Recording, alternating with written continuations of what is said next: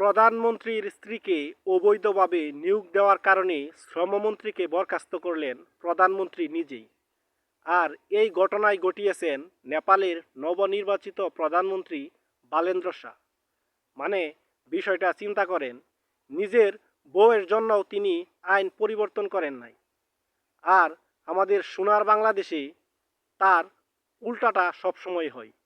স্বাধীনভাবে নির্বাচিত ক্রিকেট বোর্ডের সভাপতিকে বরখাস্ত করে দলের ৫টা দালালদের তারা বোর্ডের প্রধান বানায় এবং সেই বোর্ডের সদস্য হয় মন্ত্রী এমপির ছেলেমেয়েরা। ২৪-এর পরের বাংলাদেশটা ঠিক নেপালের মতোই চেয়েছিল। মানুষ গণভোটে হা দিয়েছিল যেন দেশের পরিবর্তন হয়, কিন্তু জনগণের ভোটে ক্ষমতায় গিয়ে জনগণের দেওয়া রায়কেই তারা উপেক্ষা করে।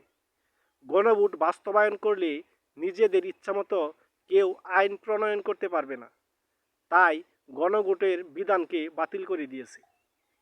আসলে সোনার বাংলাদেশ কখনোই ঠিক হবে না, কারণ যারাই ক্ষমতায় যায় তারাই তাদের দেওয়া প্রতিশ্রুতি ভঙ্গ করে।